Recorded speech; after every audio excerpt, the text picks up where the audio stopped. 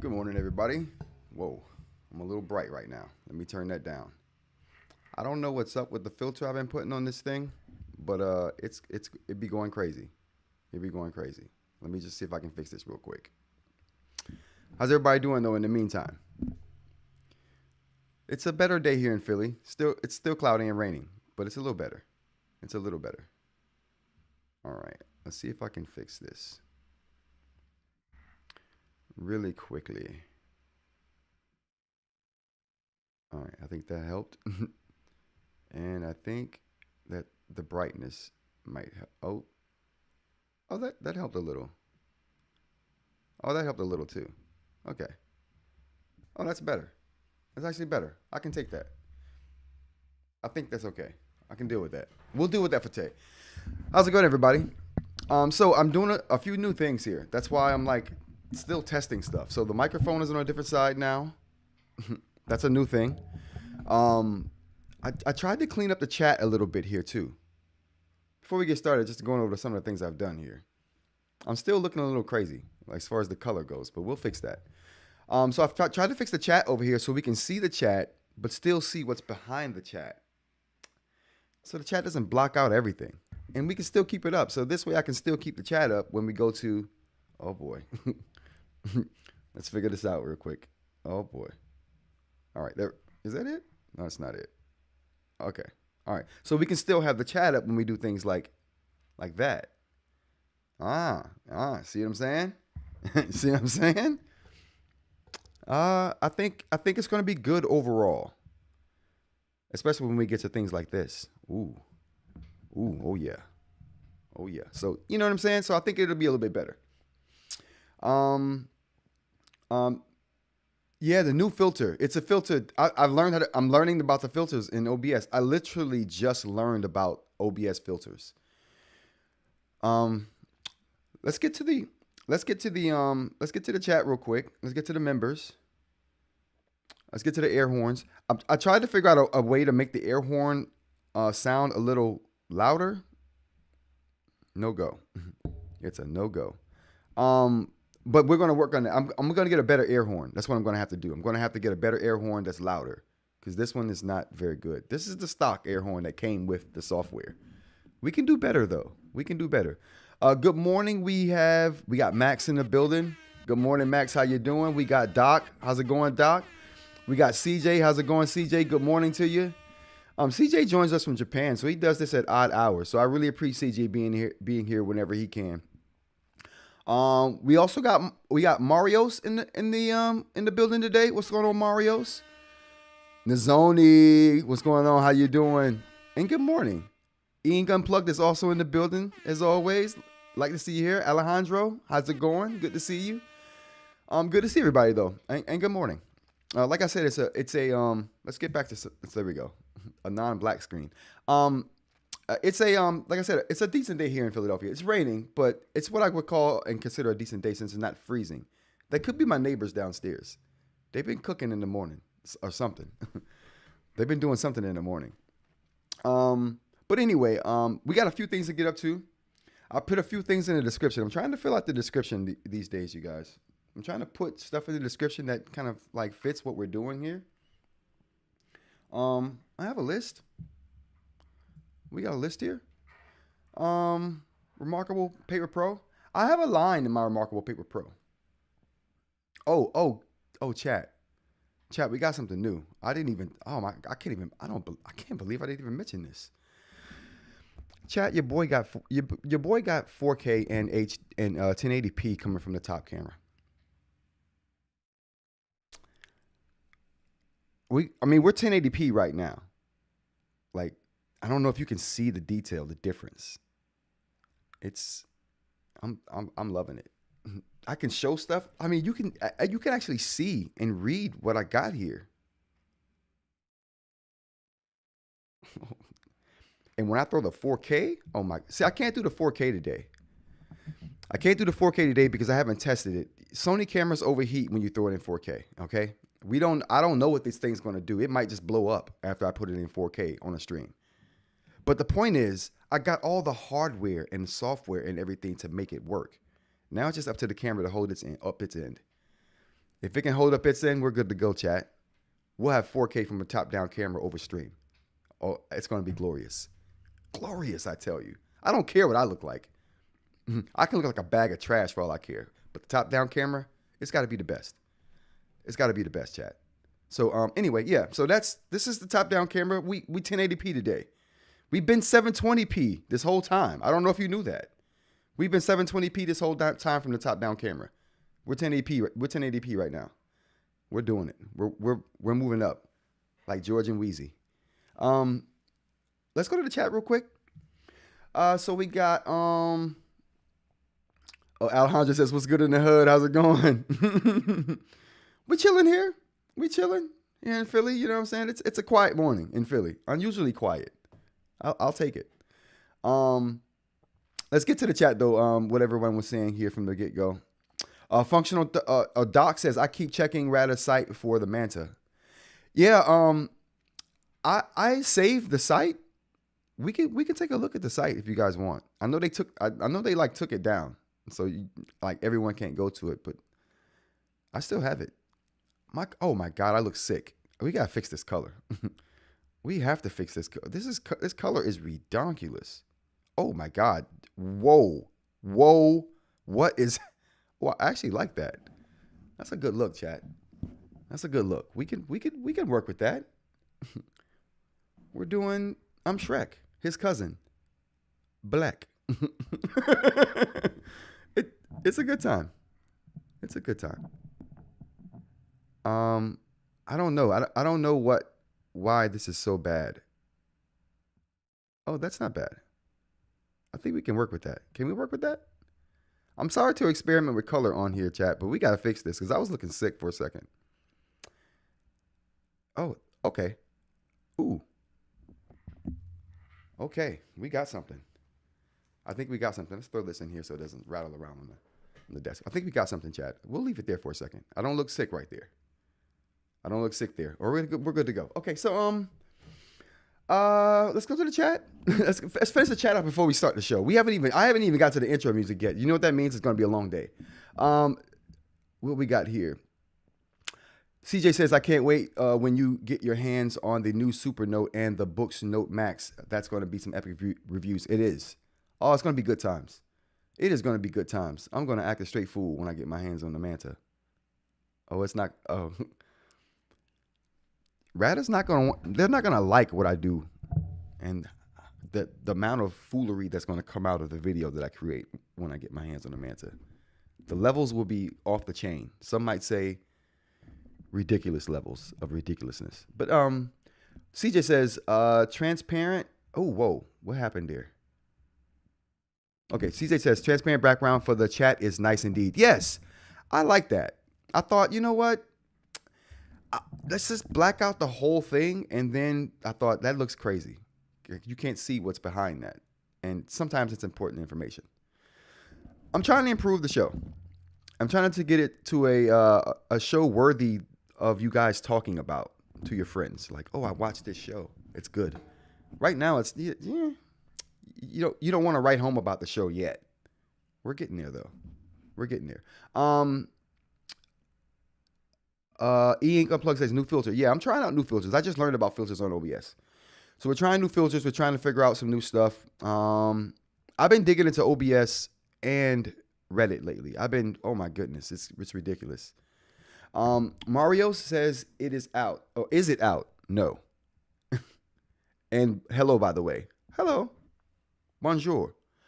And thanks for joining us, Marios. Nazoni says, like the new intro. Thank you. I thought we needed something a little more festive. The fall leaves were getting a little old. Mr. Media says, oh, you missed the new intro? Stick around to the end. You'll see it. It's pretty nice. I like it. The music is good too. I mean, I kept one of the old songs from the intro just to keep some familiarity with the situation. I'm gonna try that one more time. So familiarity, a third time's a charm. Familiarity, there we go. I was sweating. CJ, 1080p is good enough. Very good. Thank you. 1080p is good enough. You know what though? I don't care. We're going to the extreme. Not because we have to. We don't have to, but we can. We're doing it. We're doing it. Marios says, happy you do lives now, mate. loving my Nomad. Awesome. I'm glad you liked it. See, chat, I had a little bit of a hand in Mario's picking the Nomad this year. And he debated over it for a while. I said, Marios, listen, you've got nothing to worry about, bro. You've got nothing to worry about. If you get the Supernote, you're going to be happy. Happiness will ensue at levels you've probably never seen from a writing experience ever. It's good times. Let me know if you felt that way, Marios. Doc says, ET phone home. Was that a shot, Doc? Are you taking shots at me? It's too early. What time is it? It's only 10:17. Mario says, do you think that some nice software updates will come to the Nomad after Manta gets released? Yes, absolutely. They're going to release some software to get these two devices on par with each other. I'm still looking sick, but we're going to go with it. We're not going back to the green. You did indeed. Okay, so I think we got through the initial chats there. Let's go ahead and get to the intro music. We didn't even do that. All right, everyone. Good morning. Welcome to Rants About Tech Live for, what is today? It's Wednesday? The week's been going. Holy cow. Wednesday, December, 11th, 2024? Am I right? Days are just blending. I'm telling you. When you dive as deep into Reddit as I've been diving, things like a time warp happens. Reality distortion fields, all that. So first off, we have what did we got first? We got to go over some promotions because I've been failing to do that on the lives. We got to get back to me promoting. I mean, if I don't promote myself, who will? We're gonna talk about CES. We're gonna talk about the Supernote. We're gonna get into the Reddit, YouTube, Instagram. I say Reddit, Instagram, YouTube. We never do that. We may. Sora review. The Sora reviews are out. I don't know if you guys have seen that, but it's incredible looking. AI video. Things are getting crazy. Things are getting weird. It's going to get weirder. So we're going to take a look at all of that stuff and a little bit more. We're going to do some Q&A at the end if you guys want to do that as well. But let's just jump right into the top thing I wanted to talk about after the promotions. First of all, a good way to support the channel, you guys, is memberships. So I do memberships for the channel, and what does that get you? What does the membership get you? Well, you get a voice in the channel.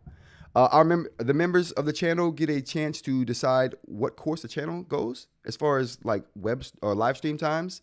Like right now, we're about to check a poll on live streams, and we're just trying to get a feel for what time is the best time for people to be available for live streams. So new polls are coming up. I got some written up. I'm just trying to figure out how to go about publishing them. But we should see new posts coming up here soon. But let's just check out these for now. So first up, we got the members only post about the iFlyTech. So this was a post I've made to the members only where I left up to them. I was like, listen, this company reached out to me. They want me to review the product. I have a lot to do.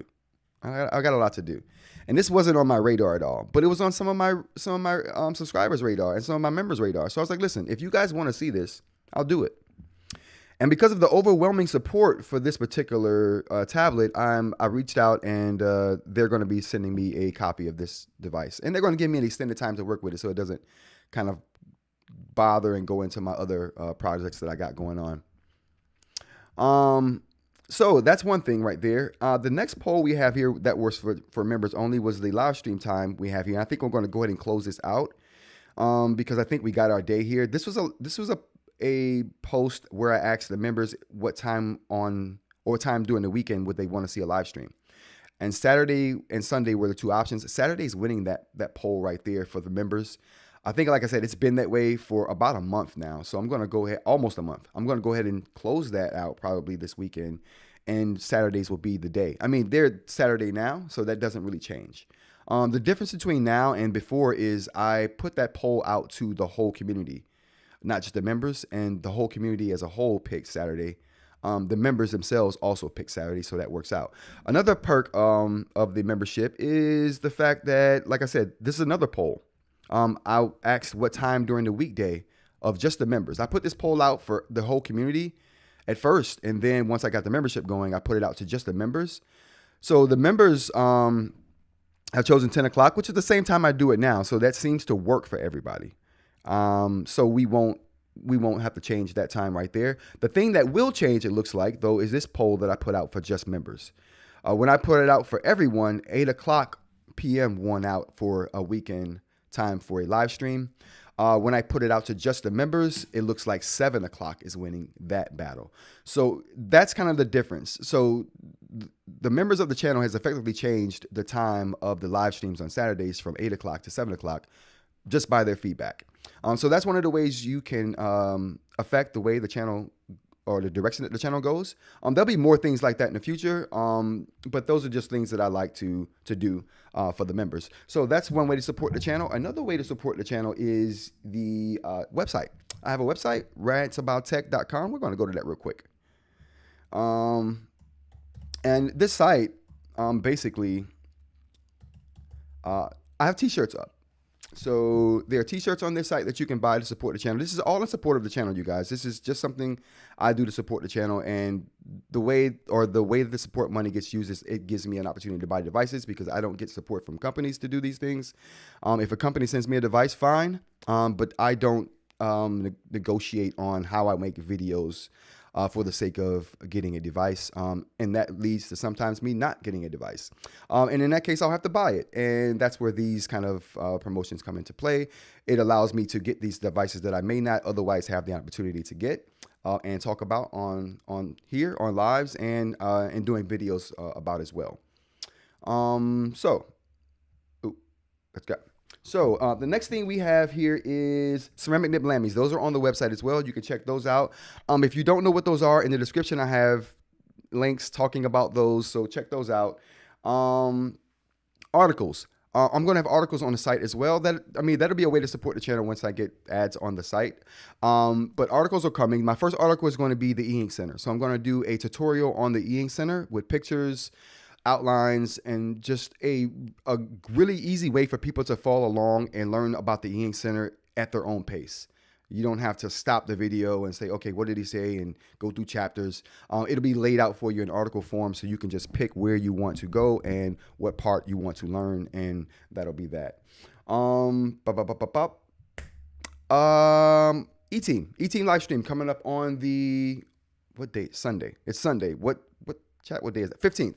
Sunday the 15th, the E-Team has a live stream. If you don't know who the E-Team is, it's me and 3 other YouTubers who talk about eInk. That is Jeffrey Moss, Ed from over at Organize for Change, and we have Vladimir Kostic. So those are the 3 other YouTube channels that are joining me as the E-Team, and we kind of combine to create the E-Team, and we'll have a discussion about all of these new devices that have been coming out for the year, kind of not a buyer's guide, but a guide to kind of guide people through what to expect from these new devices and kind of what device may be best for you depending on the situation. We'll have polls and the sort as well, so it'll be a really good time if you guys want to join that, and that'll be over on Edge channel at Organize for Change.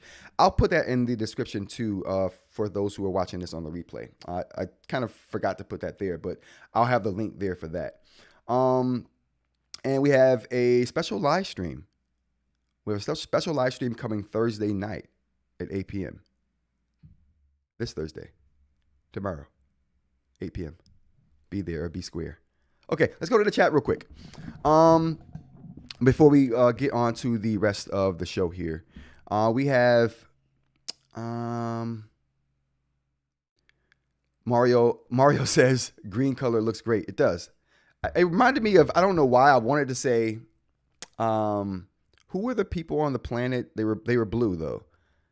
Avatars. I should have changed my stuff to blue. That would have been cool looking. My brother's in here. How's it going, Larry? Good morning, brother. Mario's, where is the link to buy the t-shirt? I'll put the link to the site in the chat right now. It's also in the description of the live stream right now. But that's the link to the website where you can buy t-shirts to show your support for the channel. And greatly supported if you do decide to buy a t-shirt. Dan, how's it going? Try to get sponsors. Yeah, and that's something I've thought about. Getting sponsors for certain sections. Like I could do like my own in-video commercial. I was actually talking to my brother who's in the chat right now about that recently. Like doing an in-video commercial for something that I actually do like. You know what I mean? Maybe off-brand for eInk, but yeah, something to think about. Thanks, Dan. Mario said, I think the articles will help you a lot. Yeah, I'm trying. I see people posting about things that I talk about on video, but I see the articles on it all the time, and I'm like, I've said that very thing in a video. So it would be nice to get it out in article form so I can get credit for these things. In article form too. Mr. Media says, how easy or hard is it to send notes or notebooks from the Supernote to another eInk device? For example, sending meeting notes from the Nomad to the Go 10.3. Well, you know what? That's an interesting question, and we'll get to that in a second. All right, Mr. Media, because I have a commenter who we'll look into my comments here in a second, and we'll talk more about that then, because I got a comment about that last night, and I'll show you a way that I tried to do it that doesn't work. It was a good try though. But I think it's something that maybe we can keep conversation up about, and maybe at some point these companies will do something like this. We'll see. All right, so what do we got here? All right, so that's the end of the chat. So let's go ahead and dive into the crux of what, one more shameless promotion I have for CES. So I'll be at CES. If you care about CES live coverage, I'll be doing CES live coverage from CES 2025 this year in Vegas. It's going from the 7th to the 10th. I'll be there a bit early. Your boy is media. I don't know how. It's thanks to you guys. You guys watching the videos, supporting what I do. I really appreciate you. You guys have like really catapulted me to a position to where like I'm considered media now. I'm tagging that on with my long list of titles.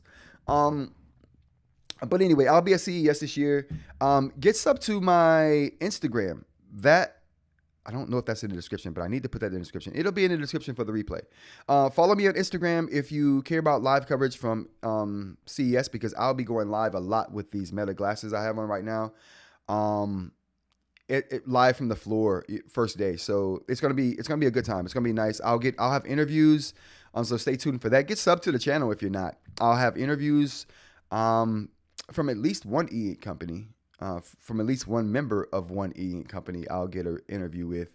But I'm trying to cornhole everybody into an interview. Listen, everybody I look at, I'm trying to get at least a 5-10 minute interview from. So you never know what you're gonna see. So get subbed and go and follow me on Instagram too for the Meta RayBan live events that I'm going to do. All right, I think that's all the shameless promotions I got for today. First thing up is the actually, let's go to chat real quick. And I think we have some questions there we need to answer. How we already got to Mr. Media there. Max says, oh, he's talking to media. The reverse is going to be available soon. Importing into the Supernote from other devices, even scan PDFs. Ooh, nice. I would believe Max. Just saying. Yeah, so the first thing I got up here is the Supernote potential users and Manta better than the Go 10.3. So there was a question that we were kind of tackling in one of the recent live streams that we brought up, but we never really got to discuss. And that was whether people thought that the Manta was going to be better than the Go 10.3 or vice versa. I'm going to pull up both sites here.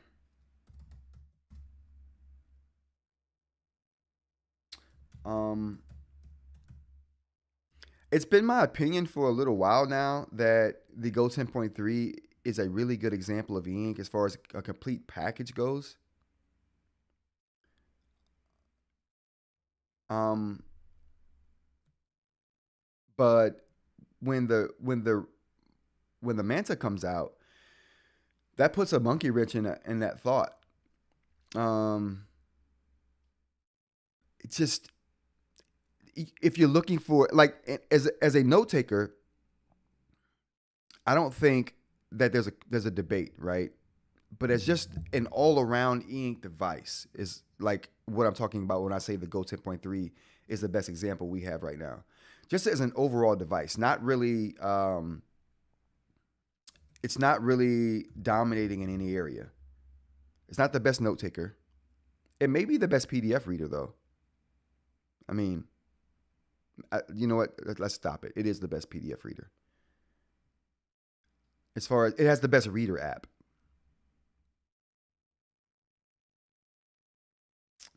All right, so we're gonna look at the Go 10.3 here, you know, and just to see what we think here. So this is we got the Go 10.3 here, and design wise,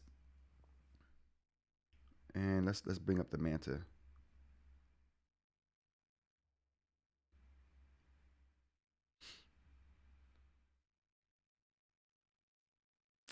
All right, that's a good look at it. Okay. Design wise, I would say, let's bring these closer. All right. Oh, not the Go 10.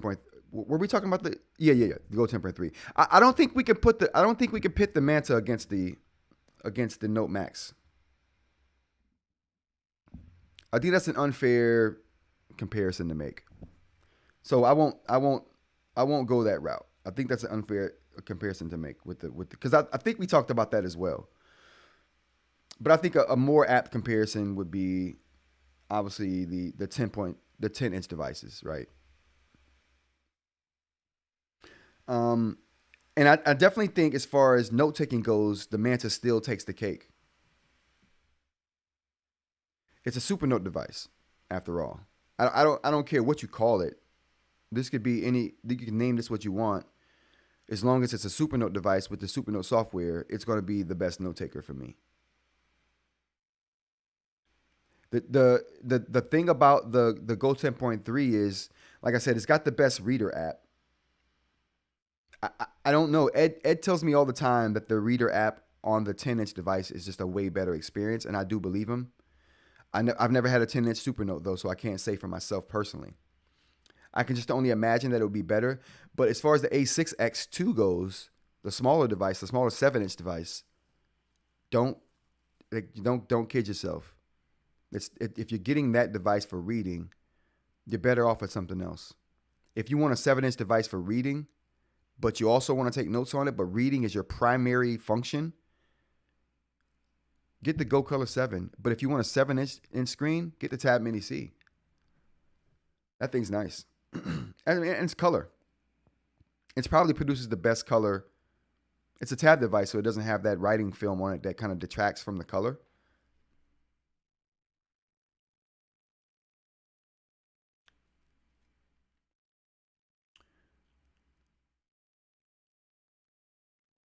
Dan says he would switch to the Manta if it had Android support.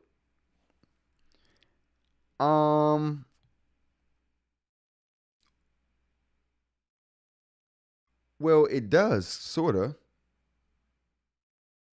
I mean, you're not going to run any app on it, right? CJ says, does Boox OS 4's tags and TOC capabilities bring it closer to the Supernote device's capabilities in terms of no, not at all. It doesn't even come close. They haven't even began the work to get close to Supernote. And you know they're not even on the right track, CJ. They're not even on the right track. This outline thing they got going is trash. It's trash. The way they implemented it, where you have to build the list out yourself, that's ridiculous. Why do I need to build out a list of a table of contents when all the information you need for the list I've already written? I effectively have to do it twice. I don't think that's efficient at all. You have to write it and then you have to build the outline. Like, what? Me writing it is the outline, bro. What are we doing? Only the Supernote handles this outline thing in the right way with their header system. You've written it. The Supernote says, okay, we know that you have information here. What do you want to do with it? Would you like us to turn it into an outline for you? Yes. Done. Boox is like, or Onyx is like, hey, we know you have information here. We see it. It's there. You've written it. Would you like an outline? Great. We have the tools for you to do that. If you can just step over here, you can step over to this other line. We can get you sorted out real quick. That's it. All the tools are right over there. You just go ahead and you create it on that side over there, though. Like, but I'm right here. Can I just create it here since I'm here already? No, you got to get in the other line. You create it over there. It's not your stuff is here. We get it, but you don't create the outline where your stuff is at. That's another line. Oh, it's not fun. It's just not efficient. You do it twice. You do it over here, and then you do it over there. It's not even connected. They don't even talk to each other. They know nothing about the other. Like, what? I want my information connected. I don't want them dissociated from each other. Right? It's the outline is a part of my notes. Not on the Boox product. It's separate and apart from your notes. It's its own thing. So that's why I don't like it. What do we got in chat here? Dan says, I am married to the Microsoft apps due to work. So I got you. No doubt, Dan. I get it.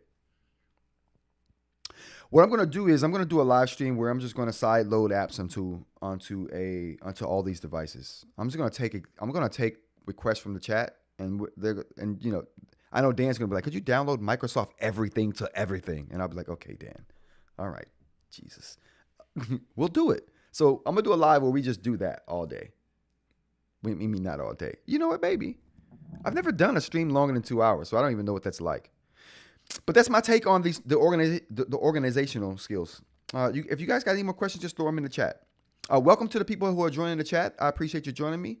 I'm Roderick. This is Rants About Tech Live, Monday through Friday, 10 a.m. to whenever. Sometimes you just never know how people act in the chat. If they're asking a lot of questions in the chat, we go long. Sometimes we just act a straight fool in the chat, and then it's a good time, and then we go long because it's a good time. It could be either or today. You never know. But we're talking right now about what's better, the 10.3 or the Manta, which is a question that was brought up on a live chat a couple days ago when I first broke the Manta site. I mean, I didn't break it, but we talked about it. And I was just talking about how the organizational tools on the Supernote Manta, or just the Supernote platform in general, are just superior to everything else that's on the market. The Go 10.3 doesn't even come close to it. Nothing that Onyx does comes close. Period. Point blank. And full stop in a sentence. But one of the bigger things here is what it's great at, which the Go 10.3 has the best well, not the Go 10.3. Well, you know what though? I say the Go 10.3 in particular because it looks the best on the Go 10.3 to me as far as eInk. eInk just looks really good on the Go 10.3. It doesn't have the best screen, you know what I mean? But does it? Wait, does it have the Carter 1300? I think it does. Chat, don't quote me on that.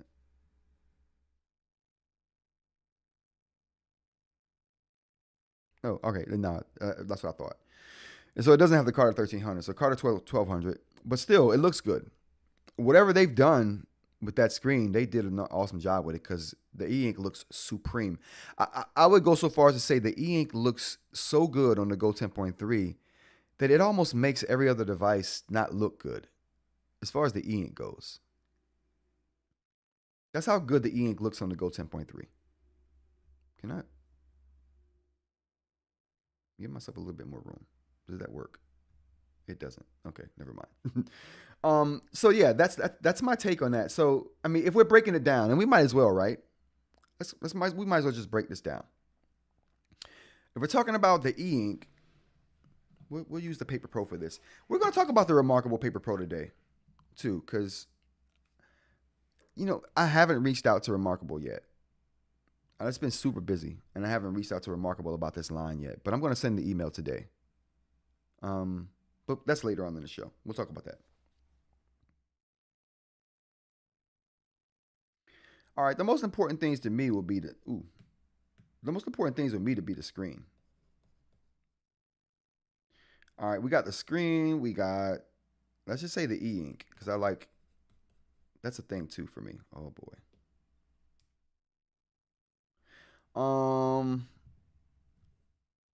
We got the screen. We got the eInk design. I know I mix capitals and lowercase. Just bear with me. What else we got here? We got the screen, the eInk design. You know what? That's all I really care. Oh, software.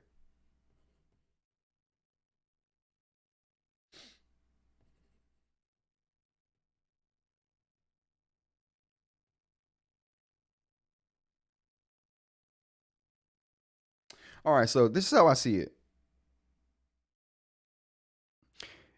With a eInk device, in my opinion, there's only two bits of software. There's only two pieces of software you're really concerned about. That's the note-taking app and the reader app. As a matter of fact, if you just gave me a note taker, never mind. That's the Remarkable. Forget that. All right, so between the Manta and if it's between the Manta and the Go 10.3, for screen, it's a no-brainer, right? We got the Manta with a let's get there. Do they even? I don't think they specifically mentioned they do. I think I might have passed it already. For the Manta, you got a Carter 1300.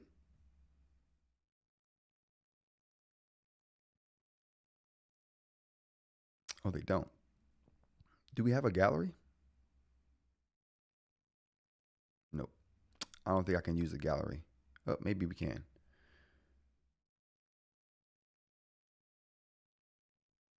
Not at all. Not at all. Okay. So with the Manta, we got a Carter 1300 with a Mobius backplane. So for those who don't know how eInk devices work as far as what makes the Mobius special compared to the other technologies, the backplane of the device is the device that holds all the electronics. And typically that's a glass-like surface made of various materials that conduct electricity well and that move electrons quickly. The beautiful thing about the Mobius is the backplane that houses the electronics on that device is flexible. So it's not made of the glass that the other devices are made out of. I wrote down what that's polyamide. There we go. It's the polyamide material that it's made from. So it's the Mobius displays are flexible and they cost a bit more. But the advantage of that is that they're more durable and they feel better when you're writing on them because they do have a little bit of give. And I like that feel. When you're writing on a Mobius display, it feels different. That's above and beyond what the writing surface is going to offer you, right? Because these devices all have writing surfaces on them to mimic paper to certain degrees. And that particular, that is why I like the Mobius displays. So not only is the front plane on this device, so the flexible part is the back plane that houses the electronics. The front plane is the part of the display that shows you what you're looking at, and that's going to dictate what the resolution is going to be. And that part of the display is a Carter 1300, which is the best that eInk currently makes right now, I think. The eInk Corporation. So you have, in this display, you have two really nice pieces of technology. The more durable, more expensive, and in my mind, the better feeling Mobius backplane. And then you have the Carter 1300 front plane with 300 PPI, which I'm going to start saying DPI, and people are just going to have to be mad at me. Let's go to the chat real quick. It's DPI. It's dots per inch for eInk, honestly, you guys, because there are no pixels in eInk devices. If there were pixels, then we would be correct in saying PPI. But there are no pixels. It's all dots. It's all dot matrix, like newspaper. So it's DPI. But for the sake of, I guess, never mind. Let's go to the chat real quick. Mario says, for me, what makes the Supernote stand out is the pen and the digest functionality. It really helps me gather all my info at once, and all my info in one place, and helps me draft articles better on my Obsidian app. Very good use case. There's so many use cases, right? And I love hearing about everyone's unique use cases because it even if it doesn't suit my workflow, I can take something from it, right? And you can also glean from or learn something from it and apply it to something else that you a workflow that you do use. So I love that. Do you know if they have a developer SDK? Max says at Larry, the SDK on Supernote is moving along. In my opinion, it's going to be huge.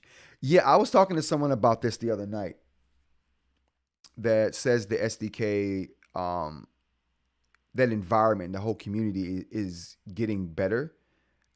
And it's going to be one of the driving forces behind the Supernote platform. So if you're a developer, the Supernote platform is going to, it sounds like to me, do some research. It sounds like to me the Supernote platform is going to be open to third-party developers of all types to make what they want and have it run on the Supernote platform. I don't know to what degree we're talking about here. Like I said, do your research on that. But that's from what I'm hearing in my conversations with with people about the subject. All right, so to me, the screen is just better. So we got the screen on the Manta is better. The eInk though, like the screen can be better, right? How does the eInk look? I don't know that yet, so I can't really answer that question. But if the eInk looks like it does on the, let's say, the Viwoods here, because the Viwoods essentially has the same screen that the Manta has. It's a Carter 1300 front plane with a Mobius back plane, same size, and it's the same display. It's the same screen. So Viwoods and Ratta are both using the exact same screen with the exact same specs. It seems. I could be wrong about the specs part because there may be varying degrees of there may be variation even amongst the Mobius Carter 1300 combo displays. There may be variation in between those. Some may have better refresh rates. Some may have wider whites. I mean, I don't know if that's a thing, but I know that there are varying degrees of their eInk signage panels as far as even within the same size. So some cost more than others because of the quality of the electronics, because the quality of the glass that they use for the backplane. So a lot of those things come into play. But yeah, so I can't really speak on the eInk because I haven't looked at it. But like I said, if it looks like the Viwoods, and by all intents and purposes, the same screen that's in the Viwoods is going to be in the Manta, I still take the eInk in the 10.3. I'm just going to put 10.3 down here. Because when I like when I compare those two, it's not even a question. The writing feel, yes, that feels so much better on the Viwoods device. But writing the look of the eInk, I would still go with the 10.3. And I'm going to say the 10.3 on this list, even though we're talking about the Manta, and the 10.3, because like I said, I think that Supernote Manta is going to use the same screen as the Viwoods, and I do have experience with that. As far as design goes, that's a hard one to say. Like I'm looking at the design, right, of the Manta here, and I like it, but they're so different in their mantras, right? This is an all plastic device. Whereas we're all plastic in that the display and the device is plastic, right? So that's going to add some durability to it. But as far as, I don't know, as far as it's hard to make a decision on that. That's a hard one. Which one is better to me as far as, oh my God, we got a gesture hammer in the chat. Is my special live coming Thursday at 8 or next week? It's this Thursday, tomorrow at 8 p.m. I'll put a post up. That gesture hammer got my attention. That was a good diversion, Max. You're good. You're good. Nigel, how you doing? Welcome to the chat. Good morning. Writing about 20 A4 size pages a week. What option is best without needing to replace nibs every week? All right. We're gonna take a diversion here for Nigel. Nigel, this is what you do. For A4 size, you hold off until the Note Max comes. Yeah. We don't know what's going to happen with the Supernote A4 device. So I would say wait for that. We know that the Note Max is coming soon. It's going to be here. In my opinion, it's going to be here in January. That's my take. It's coming in January. Like another device I've been talking about. We won't mention that device though. You wait until to the Note Max till January for the Note Max from Onyx. And then you buy this pen right here. Oh boy, we can see it in 1080p. Then you buy this pen right here, my brother. Well, let's bring this back here. Let's bring the gray back just to have a good background. Then you buy this pen. What this is going to do for you? This is a custom ceramic nib Lamy right here. It's aluminum, all aluminum. I got a link in the description, Nigel. If you want me to bypass this, we'll talk about it anyway. But there's a link in the description talking about this. I got videos on this. There's a link to buy this down there too. So this is a ceramic nib Lamy. What's special about this Lamy is that it's got a ceramic nib. And you said a nib that doesn't need to be replaced every week. Because I was in that rat race of replacing nibs every week, which is why I'm talking about what I'm talking about right now. So I got fed up and I started doing research. I was like, hey, how can I get the ceramic nib for the Supernote? Because I fell in love using the Supernote on my Boox devices. Oh, this is the ceramic nib. It comes with a cap. It's a awesome. It comes from Lamy, people who make pens, but it's a stylus. Anyway, I got tired of using up all my felt nibs, and I just don't like felt anyway. And I fell in love with using the Supernote pen on all my devices. It's a never replace nib, so it never wears down. It's ceramic, so it's hard as crap, and it's polished, so it's super smooth. It won't scratch your devices. The feel you get, the feedback is what I liked about this pen the most too. Like when you're writing on it, you can feel the surface that you're writing on. It kind of, the pen reverberates. It's really nice. But that only happens when you have the ceramic nib in here. And so what I did was I researched ceramic nib Lamys. There are none. Well, there's one with a Safari, but it doesn't have a button. So then I researched ceramic nib Lamys with buttons. There are none. But I searched enough that I found someone on Reddit who created them. So then I thought, okay, well, let me create my own. I'll create my own. I actually did the process. It worked out well. Here's the result. And so other people wanted it. I made a video about it, started pushing people to the video, and people were like, oh, I tried it, but it wasn't successful. Do you think you can make one for me? I'm like, yeah. So I started selling them. Anyway, long story short, Nigel, get you a Note Max when it comes out January. Buy one of these ceramic nib Lamys. You'll never have to replace a nib, and it's on to me the best pen for EMR stylus on the market.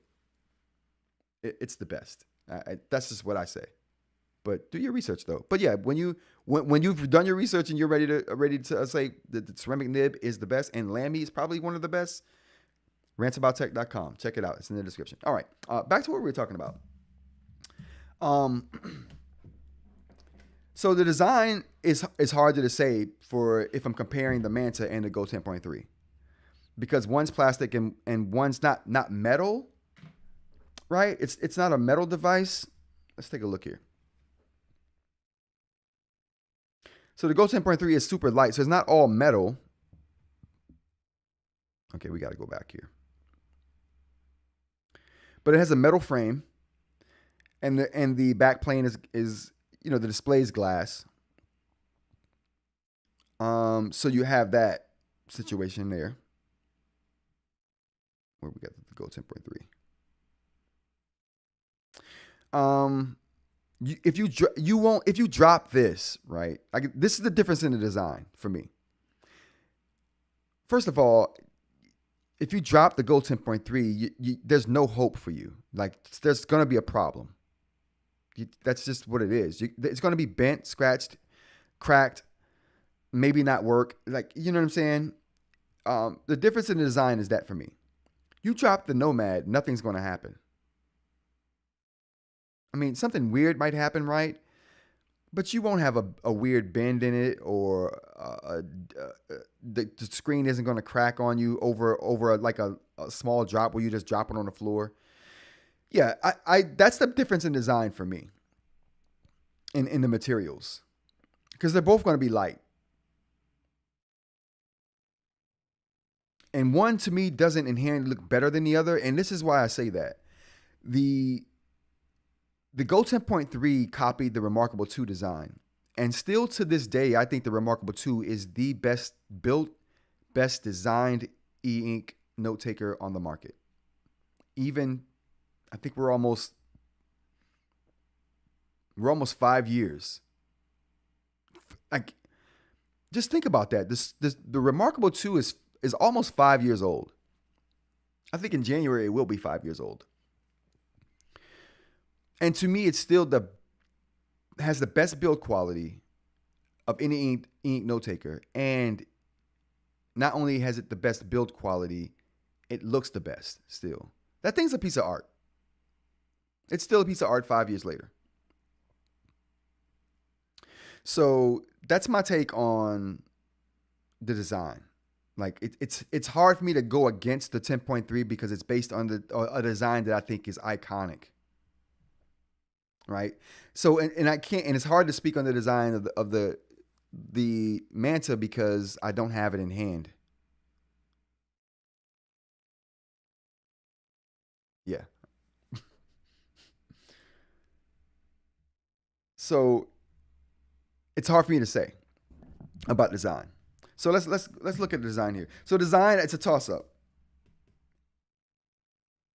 I can't say about design. I want to say the Go 10.3 or at the top. The only reason I won't is because I know I'm going to see the Manta and be blown away, and then my whole mind is going to be changed. So I will reserve that for now. I won't put you guys through that.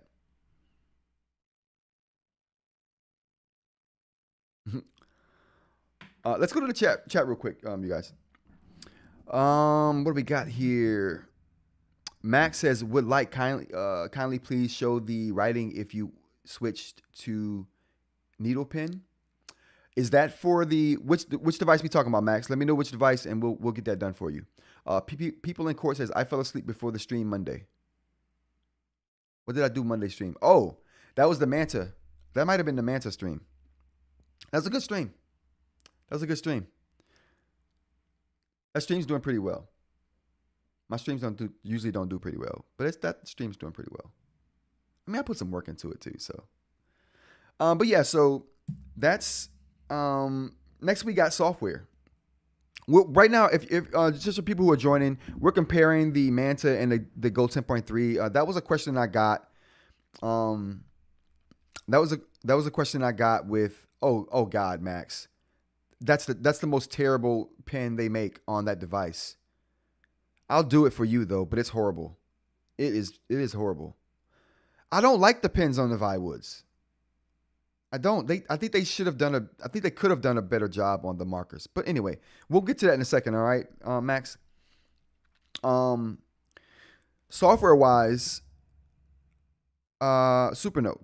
If we're talking about note taking, and that's what we are talking about here, note takers. If we're talking about note taking and software, the Supernote wins that all day. Or we'll just put Manta there. The Manta wins that all day.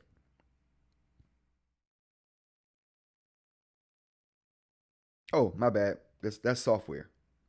Never mind. For note taking, Manta. For overall software, UI, OS,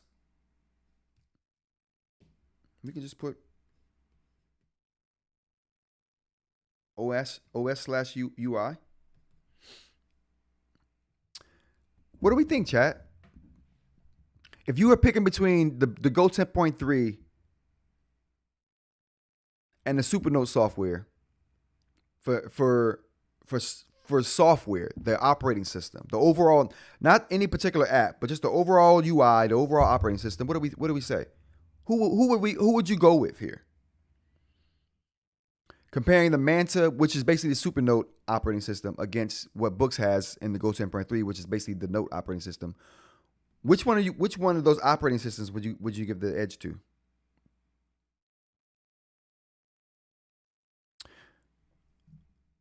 What do we say, chat?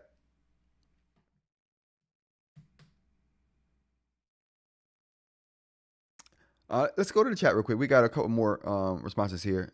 Steve, how's it going? Good. Thank you for joining the chat this morning. We got The Rock in the chat now. Jay, how's it going? And we got Matt. How's it going, Matt? Let's get to these. The chat here. Yeah, we're gonna check out that Viwoods here right after we get done with this, Max. Steve says, I think that Boox has made a terrible mistake in making the Note Max the same thickness as the Go 10.3. Drop the sucker, and I feel certain that it will break. Yeah, because it's so big, right? It's already going to be awkward as it is to be that thin and be that big. Yeah, you drop that, it's a done deal. And that's why I'm saying that I consider things like that. We don't have an option right now, but say Supernote does release their A4 size device next year. You know, you know what I'm saying? If you're leaving that thing on the desk like I would, then I guess you're good to go. Because I would never be moving that thing around. It sit on the desk and stay there. The Rock says, at Steve Wolf agreed, the size and thickness would really benefit from a plastic substrate instead of glass like the Manta. Absolutely.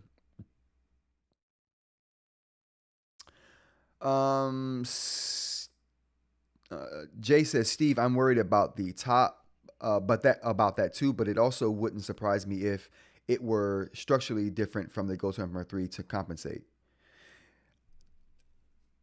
It would have to be, right?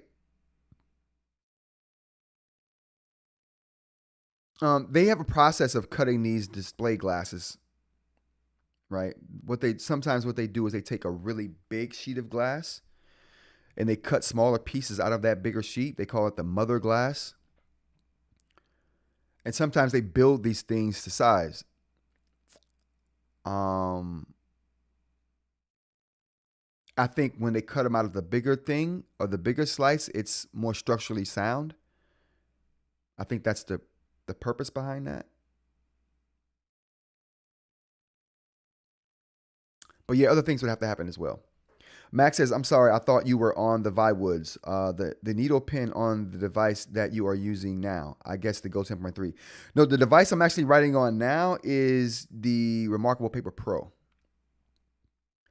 I can try the needle pin on that one, but on the Viwoods, it is so terrible. I avoid that one at all costs. Jay says, Go 10.3 wins software OS by a mile. Okay. Matt says, a hands down the Supernote for software UI. Okay, so we already got a divide here. Mr. Media, I would stay with the Go 10.3 since I'm most comfortable with it. The Rock, for me, Boox Android is whatever you need it to be. Okay. Steve says, software-wise, it's the Go. For me, no restrictions. The extra screen space for the Remarkable Paper Pro helps a lot. Says eInk Unplugged. Absolutely. Combine that with the Infinite Scroll on the Remarkable Paper Pro. Oh, you got something. So let's tackle this this software question here. Actually, so I think the software, personally for me, I would give it to Onyx, only because with the Boox and the Go 10.3, only because the options, right? It's just the options that are there.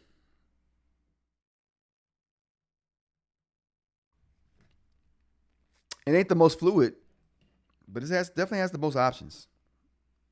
And I take options any day. What about note taking? Now, I've already decided that for note taking, the Manta wins that battle. What do you guys think though? Does the note taking app in the Go 10.3 catapult it over the Supernote?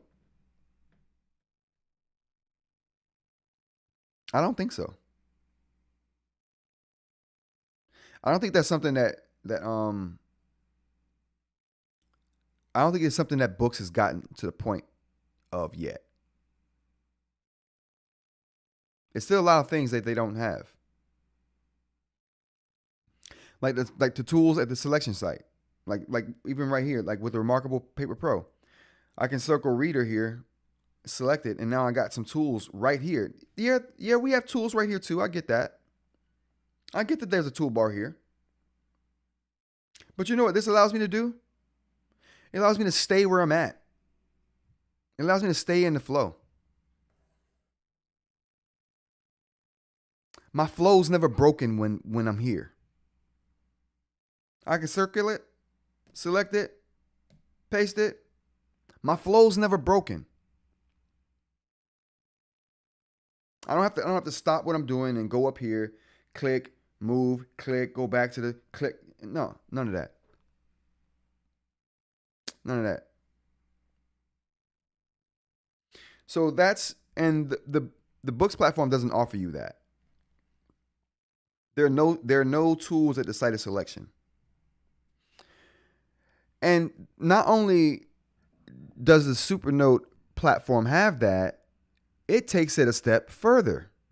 So, like, I mean, that's just one example of a tool that I have in the Notes app that, to me, destroys what Onyx does with their Boox platform.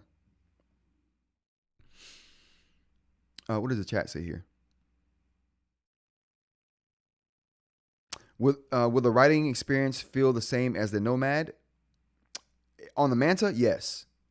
eInk Unplugged asked that question, and yes, I think it would be better, or I mean the same, better even, because of that Mobius display is plastic, and there's going to be a little bit of give to it. That's going to make the writing feel better. So it's going to be, the writing experience to me should be better on the Manta than it is on the Nomad, because the Nomad has a glass screen. They don't use a flexible display on that. I don't know what the real reason for that is, but I do know that it seems like the eInk Corporation doesn't make a 7.8-inch Mobius screen. I would even go so far as to say they don't make Mobius displays that are under 10.67 inches. Dan says it all depends on your personal use and needs. The question we're trying to answer right now, Chad, is we're trying to figure out what note-taking app is the best. I feel like the Supernote platform has the best note-taking app. So in this case, between the Manta and the Go 10.3, the Manta would be the winner for me. Matt says, again, the note-taking Supernote for me. I'm really looking forward to the Manta for the extra real estate to be able to read and annotate PDFs. Yes. Some journal articles are just too small on the Nomad. I refuse to read on the Nomad. Refuse. Too small. And it's too cumbersome. When you put small and cumbersome in the same sentence, it's not a good experience.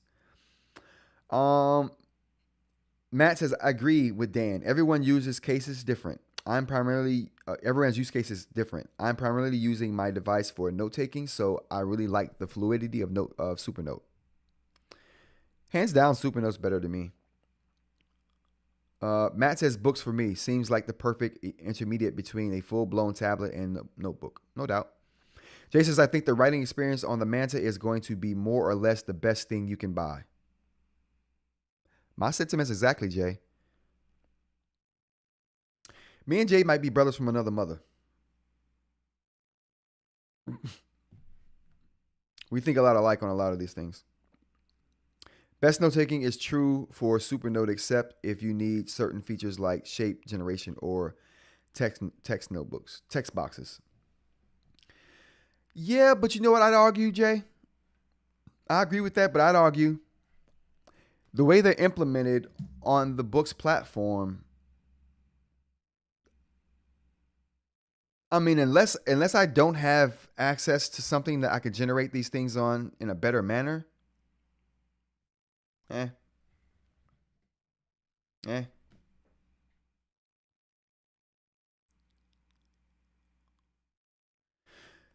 don't find a flow break using the Note Air 3C. Do you use the scribbles, Dan? Jerry might be. Matt, also, I apologize to the chat for my terrible spelling and grammar. Never. My grammar and spelling is the most terrible on the YouTubes. So, Matt, you're all good here, brother. I'm using a thumb keyboard under a desk in my meeting. Oh, that's terrible.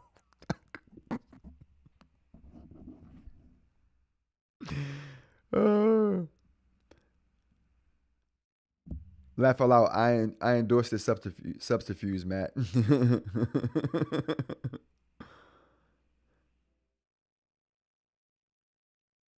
That's hilarious. All right. So let's get on here. So the chat is divided on which one is the best note taking. But I would definitely say the Manta is going to be the best note taking out of the two. Reader though, I'm going to answer this right up front. I don't even chat if you disagree with me. I think that you're wrong. If you disagree with me on this one, you're wrong. Let's blow this up. Can I blow this up?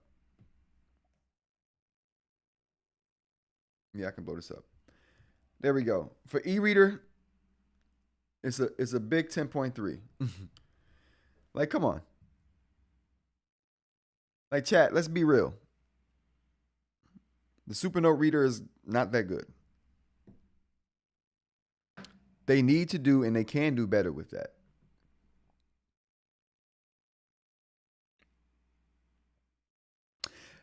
I agree, Dan.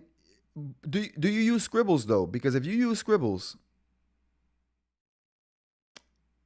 then none of this, this is a mute point.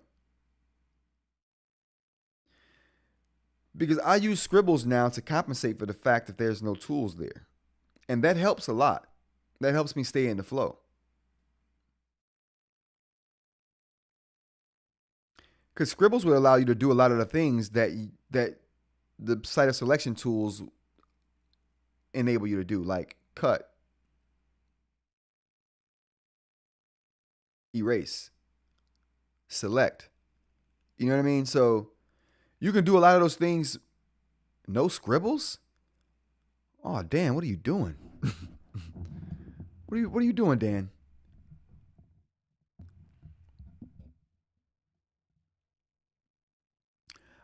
With Scribbles, it helps me. Without Scribbles, it's infuriating to me. Rock says, or Jay says, Rock, yeah, but Neo Reader is so badly out of date. There's a lot of ways its UI doesn't feel consistent with the rest of the device. I think because the code base is so old. Yeah. No, you know what? I also think, Jay, I think that Onyx bought that app from someone else. That's how different it is from the rest of the UI. It feels like something was bought and they just threw it in. They needed a reader app, and they just threw that in. I mean, it's feature packed, right? It's not very intuitive, but it's feature packed. It's the best reader app to me. Because the thing is, to me, no matter how garbage it is as far as organization and intuitiveness, the tools are there. You just got to be able to find them and use them. That's my thing. You got to be able to find them and use them. So if you can do that, you're good to go. So let's see. Let's do the tally here. We got 1 for the Manta, 2 for the Manta. Ooh, we got 1 for the Go 10.3, 2 for the Go 10.3, and 3 for the Go 10.3. Ooh. I didn't expect to see that calculation. Is the math mathing on this? I mean, I guess the thing that could bring this to a tie that if the Manta won the design, but I don't know that yet because don't have it. So I can't say. But just by looking at it, I would give the design to the Manta. But until you have it in hand, you don't know how you're going to feel about it.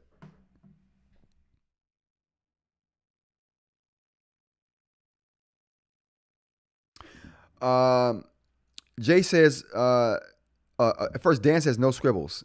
Holy cow, Dan. I don't know how you do it. I don't. You're a warrior, bro.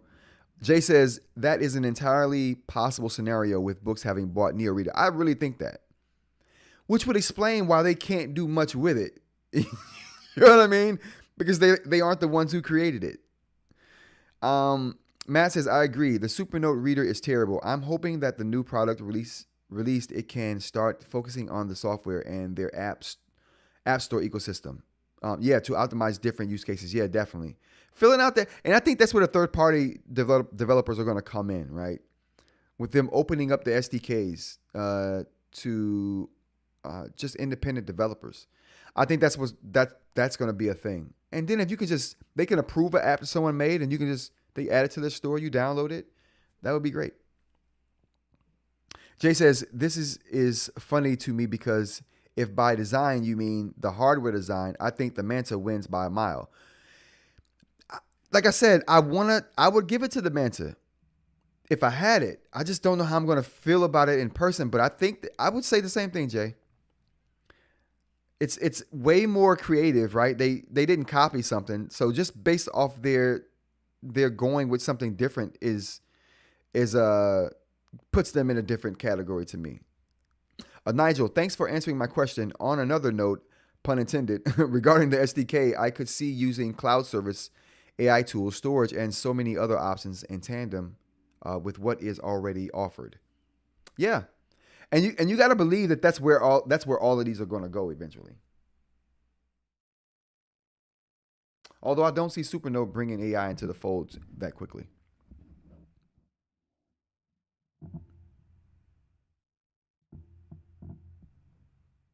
Jay says functionality with stuff like the Mobius front plane and also with the charging port and power port both being on the same on the topic. So yeah, that. But you know what? And I harp on that. I harp on that all the time. Like I said, they right now the way it looks on paper, yeah, I would give it to the Manta. But just without seeing it and not having anything to compare it to. It's hard. That's why I left it blank. It's just so hard to give it to a device I haven't touched yet. But every other aspect of the Manta we can talk about because there's an equivalent to that on the market. It's just so hard. but you know what? I anticipate loving the design of the Manta and giving like big praise to design choices that they made for that device. For sure. What else we got here? Oh, we already did the Manta Site pretty much. Yeah, we did the Manta Site pretty much. All right, we're on to the second half of the show here, you guys. Oh boy. I don't know how coffee is getting on my forehead from. Oh, I know how now. So, any event, what else we got up here next, chat? We got the Note Max case. Let's take a look at that. Someone brought up the Note Max case in the chat. I don't know what day that was, but I was like, oh, they're always nasty. I don't even, they talked about the green on it, and I thought they meant the whole case was green. I didn't see the case. I don't know how I didn't see it. Or maybe I just didn't know that that's what they were talking about. Let's take a look at this. Oops. I actually like the case design.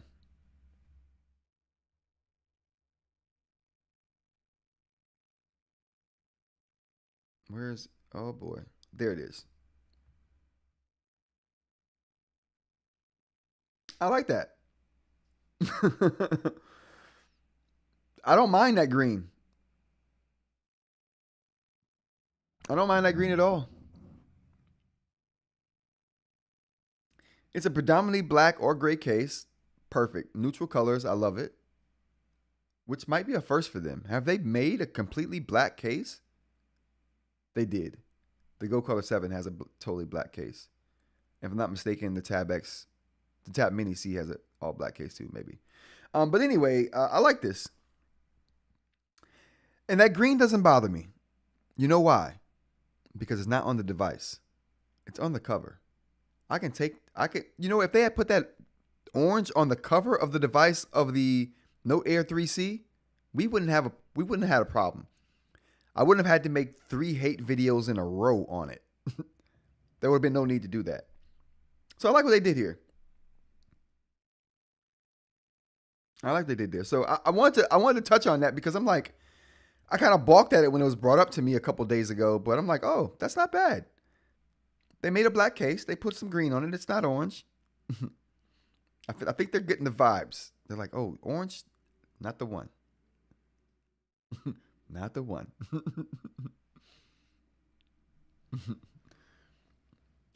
Nope, no orange on this one, Dan. No orange on this one. I think it's a good choice. I do want to check out a video, though. I've had this on the docket for a couple of days now, and I haven't gotten to it, but we're gonna get to it today. We're gonna take a look at some Sora. Let's look at some Sora. Oh,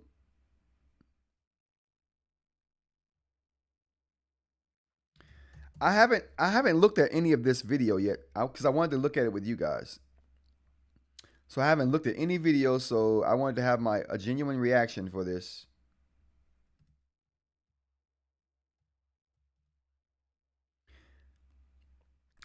Just in case you guys don't know what Sora is and why and all right, just real quick, I'm gonna pause it. So just in case you guys don't know, to me AI is one of those generational tools. So I make it a point to learn as much as I can about AI, and I actually use it in my everyday life, like for work and personal use. So it's a filmmaker's dream, this AI stuff, in my opinion. I use AI right now to create a lot of the elements that you guys see on my videos. It's just a tool that allows you to get whatever's in your head out, right? And I love that. Now, I don't plan on using AI video to create videos, but I do plan on using AI video in the same way I use AI generated pictures, and it's just as an element, right? I need a certain shot that's specific. Like I need a coffee table shot overlooking a window or with a whatever to get the point. If I need something like that, then I can get that really quickly. It's just like, there we go, stock footage. I think this is a stock footage replacement right here. That's what I think all of these AI video things are going to be, at least initially. Like video creators are going to like there's going to be no need to go and pay for stock footage anymore. You pay for the generator and you got all the stock footage you could want exactly how you want it. You don't have to scour. Like I'm telling you right now how it is to get stock footage from these firms that have them. Like in the editing software, you have to look through thousands of pieces of sometimes video or images just to get something that's close to what you're thinking of in your head. But with these AI tools, you can get something way closer to what you're thinking of in your head in an instant. There's no searching through catalogs, no searching through backlogs, and it's just wonderful.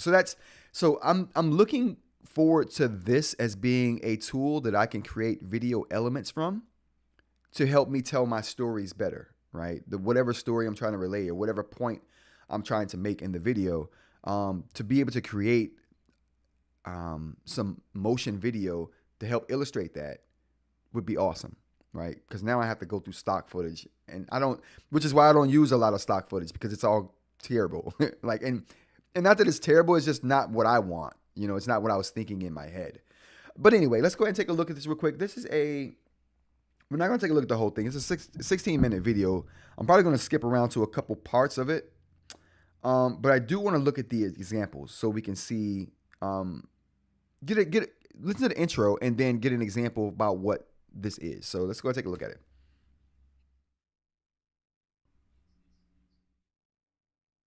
All right.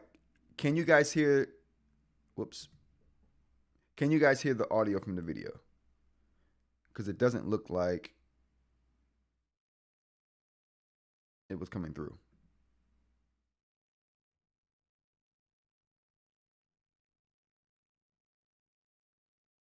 All right, let me try to see if this helps. Okay, doesn't seem like it helped there. Okay, that might be better. So that was a real video. That was a video from a YouTube channel. Now, what about this video? Real or AI generated? Okay. All right. Can you guys hear the video? Is there overlap in my Okay, mic? that one.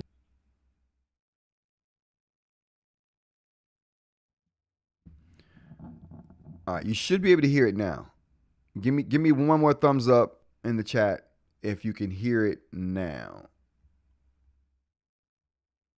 AI generated. Not a lot of giveaways unless you happen to have memorized the geographical landscape around Mount Fuji and hunted for inconsistencies.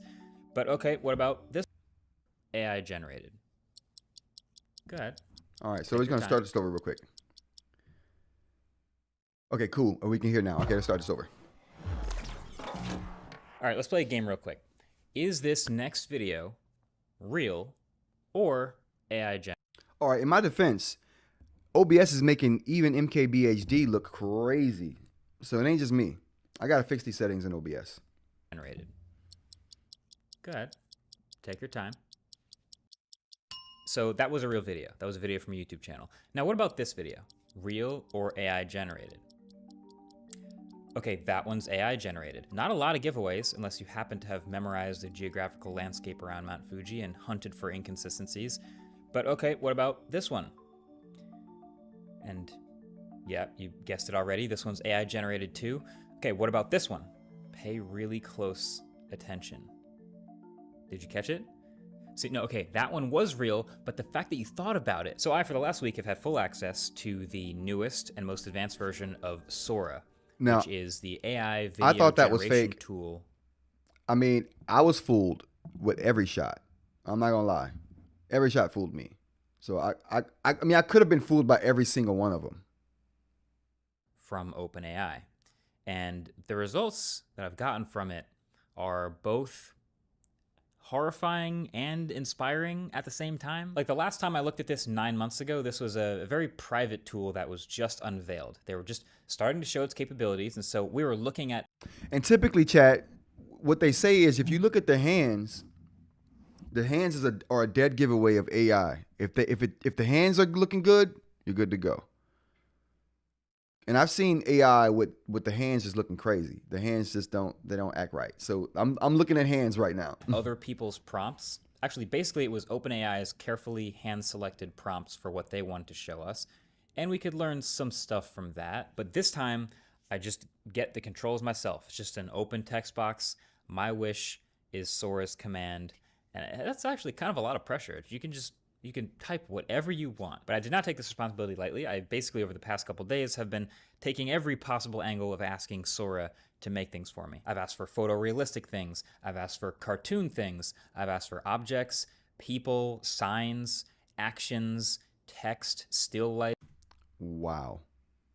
Okay. If everything you can imagine. And I feel like I've come away with a pretty good sense of what it's good at, what it's bad at. I can see me making something really cool with this. What it could actually be used for today. But this is a powerful tool that's about to be in the hands of millions of people.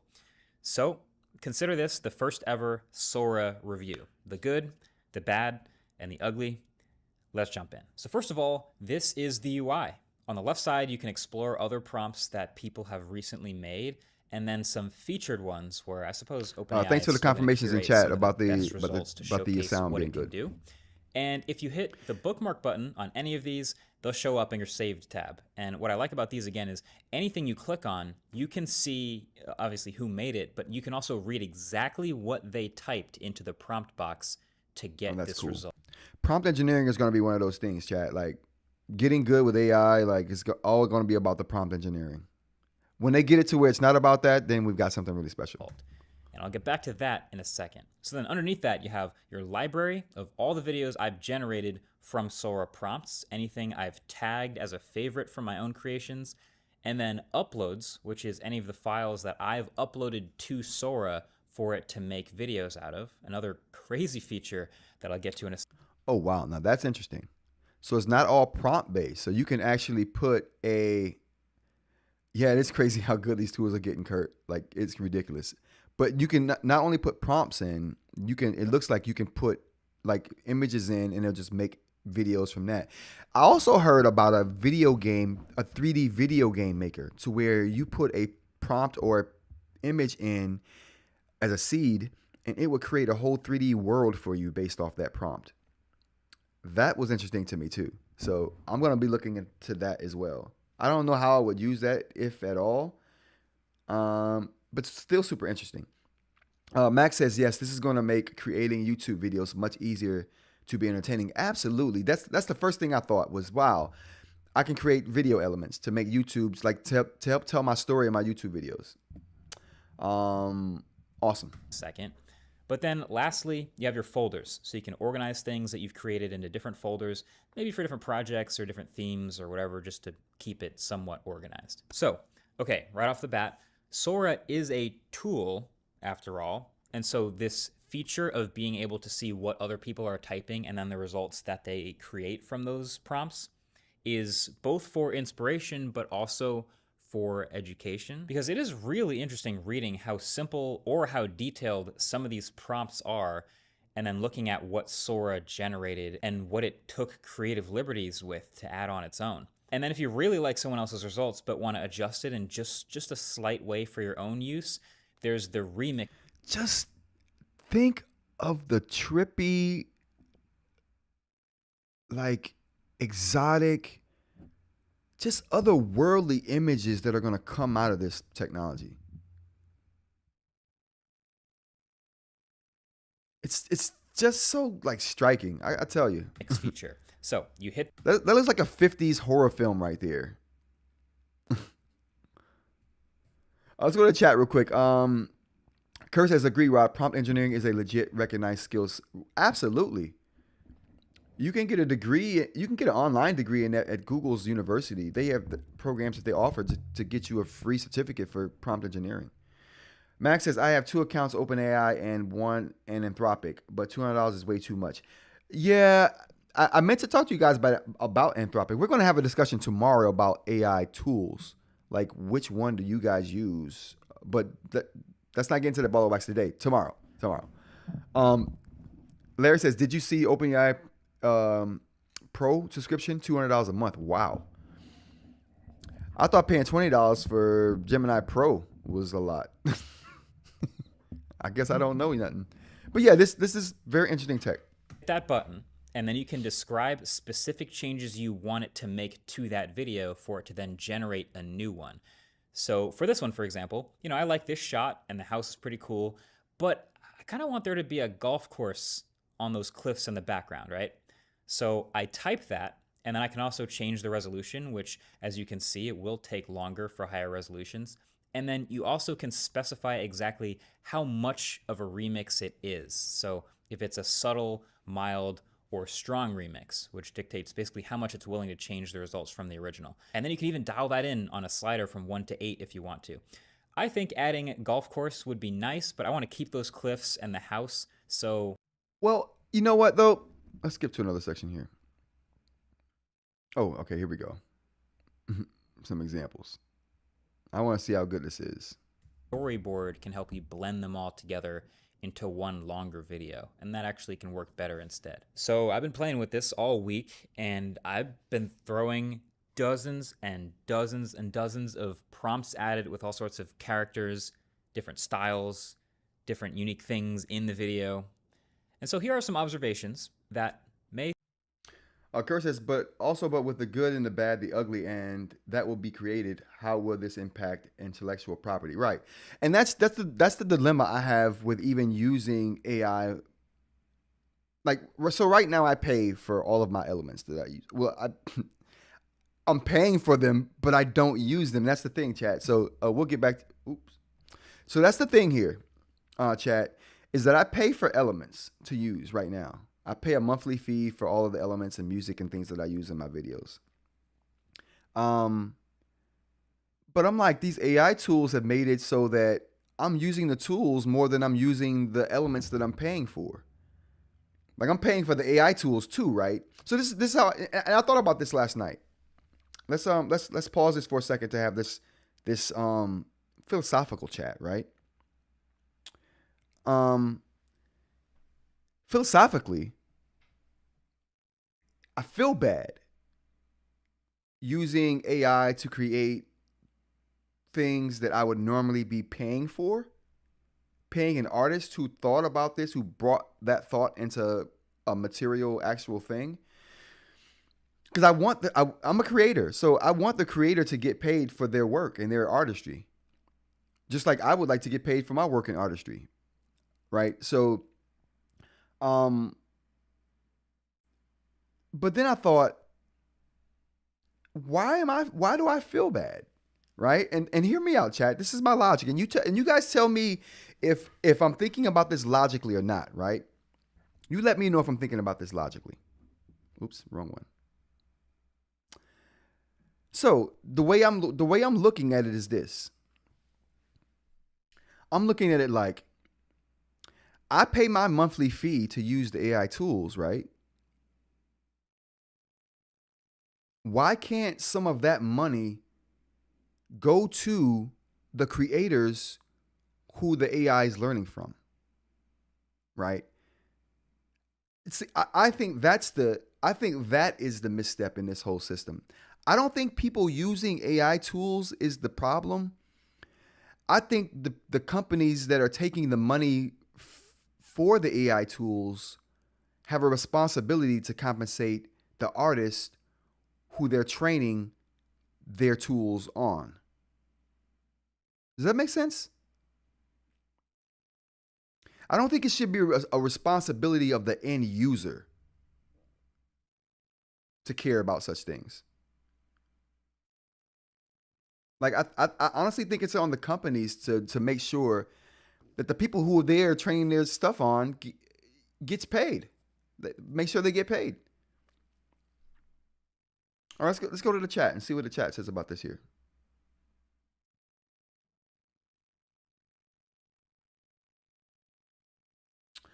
Kurt says, "Yep, but also the good, the bad, and yep, created." Larry says they still have the lower tier. Okay, well that's good that they still offer some options. Maybe that $200 tier is for businesses. Maybe I could see that being a thing. If you're making money off of their tools, if you know what I'm saying, then that might be worth that. Kurt says it sounds like AI can make it a one-stop shop for your tools. Absolutely. You see what I'm going with this, Kurt? I wouldn't need to contact an artist. I wouldn't need to contact a company about stock footage. But I worry about that. I worry about the creators in those instances, which is why I'm talking about the company paying the artists. Max says at Kurt, yes, it's interesting. U.S. patent considers that if it's AI generated, it's not protected. So if you mix AI content, can it be protected? No. They've had this debate already. AI generated content is not protected, and you can't copyright it.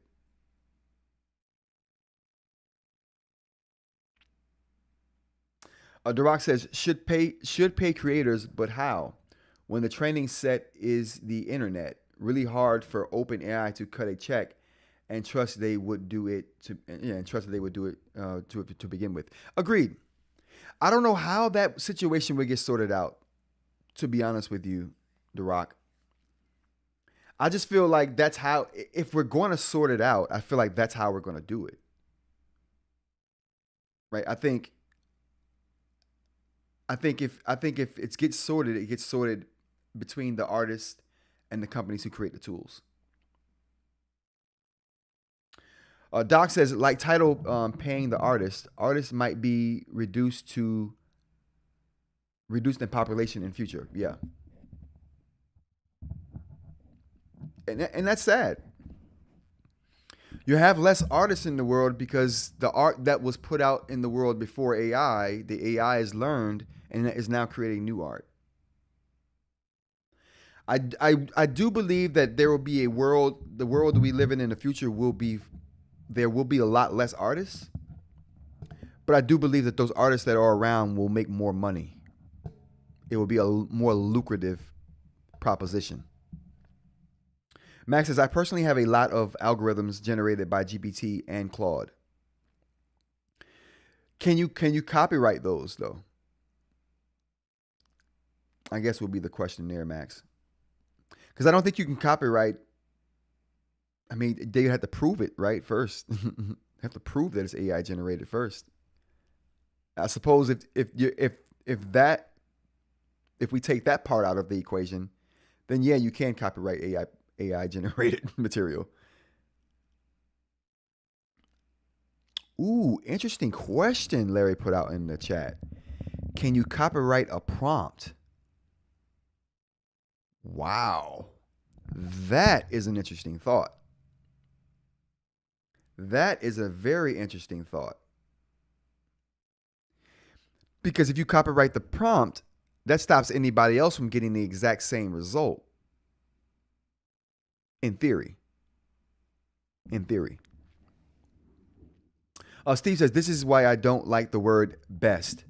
These are personal devices and people are incredibly diverse. A left brain, right brain, strangely hated the Note Air 3C's UI and love the Go.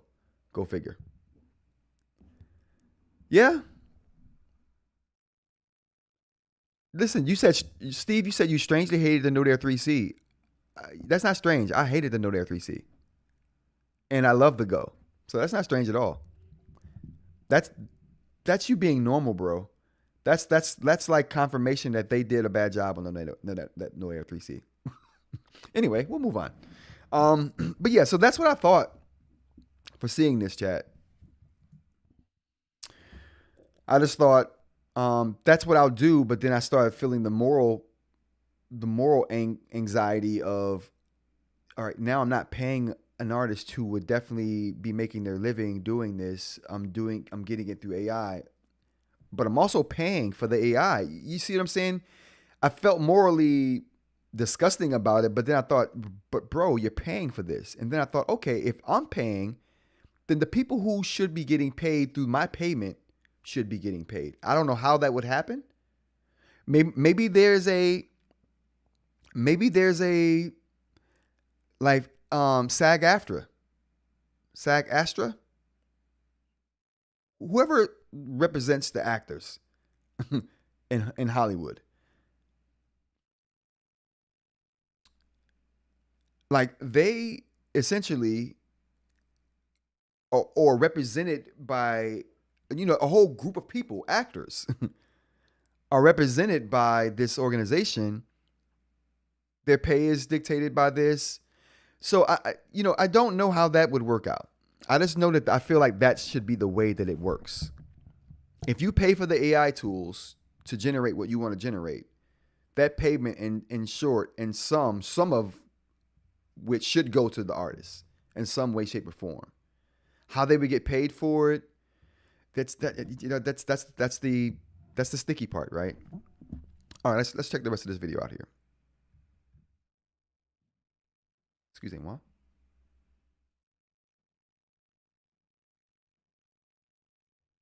Resolution and realistic over time.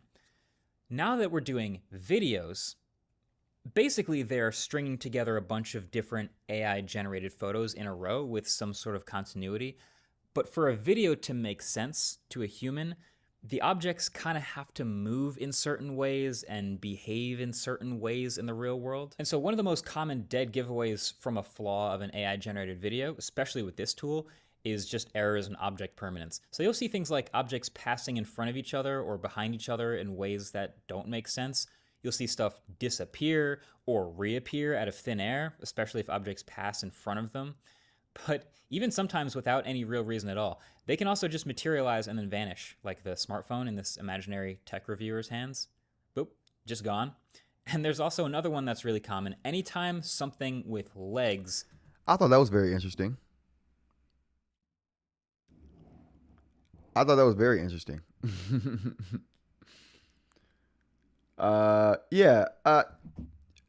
In video gaming, we call that collision detection. So there seems to be no collision detection in these AI generated videos, which is very interesting because that's a big part of getting movement right, is detecting collision with yourself and other things. So yeah, interesting. Has to walk. If you just watch the legs for long enough, they almost guaranteed will mess up which leg is the front leg and which is the back. Just look at this one. Just try to watch one of the legs and you'll see it happens. It switches back and forth from the front leg to the back leg. I mean, this is super common. Yeah, this is all about collision detection. Once they get the collision detection down for these things, it's going to be game over. Well, for this aspect of it anyway. Happens all the time in these. And that brings me to another one of my biggest observations, which is it just struggles with physics in general, the way things move, which actually makes perfect sense because physics would seem to require some understanding of what you're making a video about. So in the same way that large language models can struggle with hallucinations or putting together sentences that are technically incorrect or don't quite make sense, these video models will also struggle with putting together videos where the movement of the objects, since it doesn't know that they're objects, sometimes also doesn't really make sense. Again, collision detection. Pretty much any time I try anything remotely photorealistic, basically you instantly notice that the movements don't look right. Like it tends to look kind of slow motion-y actually, but then other parts won't be in slow motion, which our eye picks up on right away. You know, I was playing with making like CCTV style footage because in my head, that's going to be the easiest thing to fake. People are going to get their hands on this. They're going to fake security camera footage all the time. Mm-hmm. But even in this, you can see the movement of the humans is just slightly off. Like first it's a little slow, then it's fast for no reason. It's just weird. Now it seems to be decent sometimes at fluid dynamics for whatever reason. Like I've been very impressed with some examples of water rippling or crashing in waves or moving in realistic ways. Yeah, that is very impressive. It does happen sometimes. It can be actually pretty good looking. Oh, that doesn't look And good, same thing also with fire.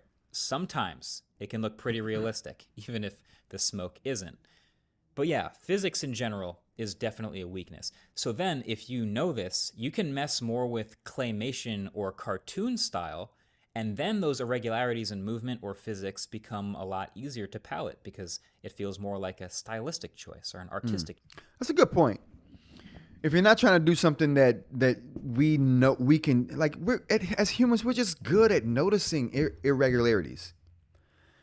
We're just really good at noticing that, especially when it comes to humans. Like we're just really good at it. So when you take the human aspect out of it, that expectation kind of goes away for what you anticipate happening at that moment, at any given moment. But yeah, that one makes sense. Because as humans, we're just really good at noticing offness about other human beings. Choice. But I'll get to the stuff that it actually does really well in a second. But there is another feature that you might have seen around the internet a little bit with some other tools like this that takes a source image and can turn it into a video. Now that's what interesting to me. Let's check this out with a prompt. So actually, let's go to the chat real quick. Steve Rose says this is why I don't like the word. Oh, we got to that already.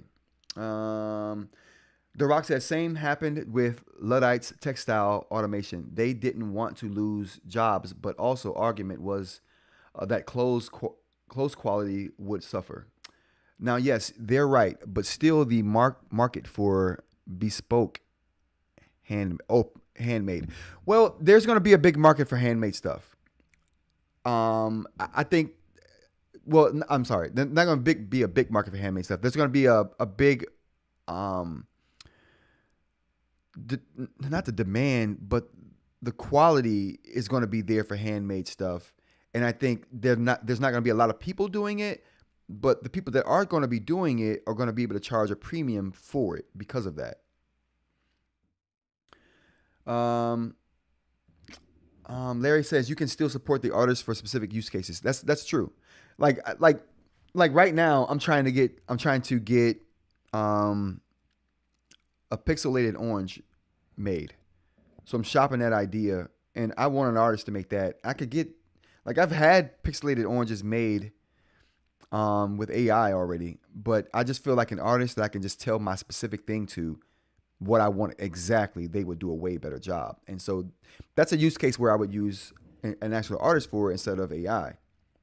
So yeah, you're right, brother. You can do that kind of thing, and that is, I think those, and I'm going to pay the artist a premium for that because it just seems like the right thing to do, considering A, what's going on, and B, it's something that'll be unique for what I want. And I've gotten so much ununique stuff. So it feels like, yeah, you should be paying more for that. And I think that'll just be that just will be what people will start to expect from artists after a while. Kurt says, No. Max, here we go. Max says another issue is about the ecological impact of all the power and cooling needed. True. But one thing I will say about power and human beings, not even about power and human beings, about power and just the world and the universe as a whole, we will find power sources. You know, to me, power is never an issue. Like, we will find power. Like, there was horses. We moved to steam or coal and steam. You know, then piston, combustible engines. You know, then you got what next? What's next? Nuclear power's next, right? So, solar, wind. So I think power is one of those things that we're going to find an alternate source that works better for what we want to do. That's just my take on that. Kurt says Minority Report. Indeed. Indeed. The law is so far behind when it comes to creativity and AI. Musicians are having their personal compositions struck because one or two bars are similar to an AI generated composition. Really? That's interesting. Doc says AI will overcome the power grid production. It will. But like I said, that's just going to drive us to find an alternate power source. And I think that throughout history, that's what we've been able to do. And I don't see that stopping now.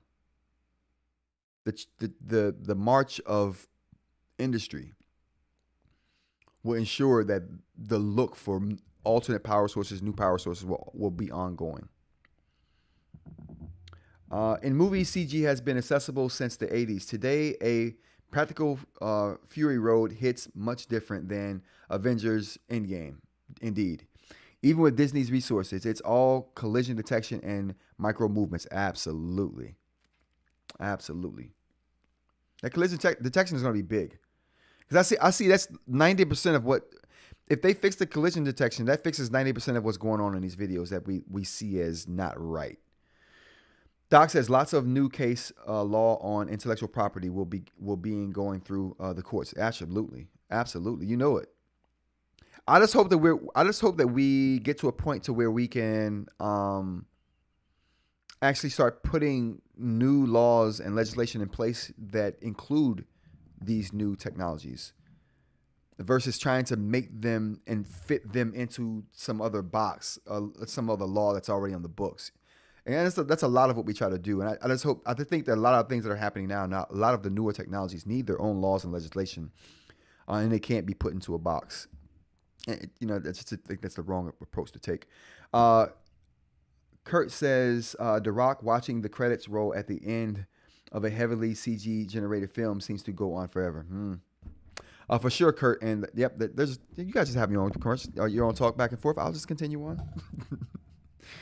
People have been bringing memes to life and imagining what would happen right after some iconic image just by typing into the AI video generator and asking Sora what it would look like, and Sora can do that too. The difference with Sora, I've found... All right, what he's talking about right now is giving Sora an image and saying, make this happen from what you see in this image.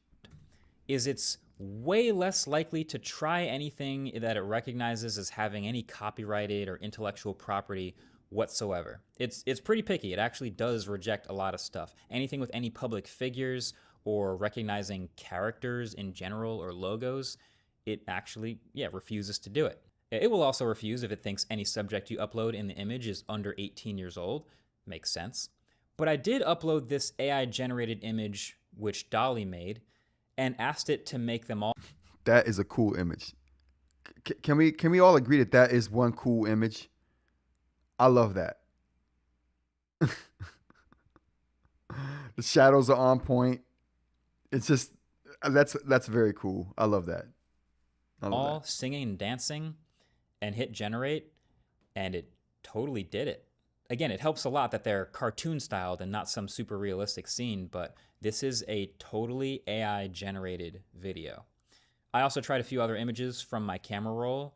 And okay, so we got other tech reviewers who are active and out there. I mean, I one will, but we're out here. And it just gets weird. It just doesn't know the context of what direction any object was moving in the photo. Again, it doesn't know physics, and so It probably thought he was playing football, right? And was diving for a ball and was like, okay, let's continue this motion. things just get really wonky. It's impressive that it's AI generated video, but you can tell pretty quickly that it's AI generated video. So all that being said, It looks so wonky, right? Oh my goodness. we've seen what it's good at. We've seen what it's not so good at.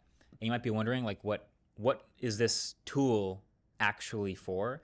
And I actually found a few things that are not so scary that are actually pretty good at. So these are the things that I found as of right now that Sora can. Could you imagine? See, all right, so chat, this is what I think. This is what I'm thinking when I first think this. This is the first thing popped into my head once we started watching this and I started talking about video production. I thought I can actually make an animation that has an orange dropping down from the screen, smiling, and then going back up. I would never, I mean, I could do that with animation and motion and stuff like that with my software, with my editing software. But do you know how long that would take me? It wouldn't, I mean, I would, and it would take me a long time to create that. And then to create it with the motion that it takes for it to look super smooth would have just been an ordeal. I could probably create that in 20 seconds with Sora. That's the first thing I'm thinking. Those are the kind of things I'm thinking about.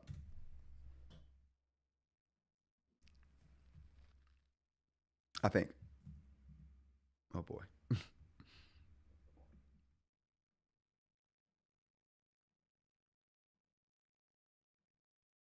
AI generated video. So all that being said, we've seen what it's good at. We've seen what it's not so good at. And you might be wondering, like, what is this tool actually for?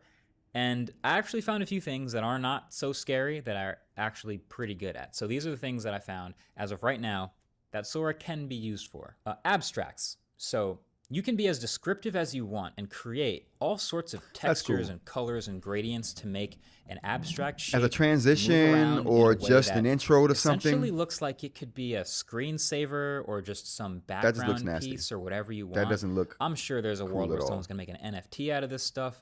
Also totally weird, but you can do abstract stuff for sure.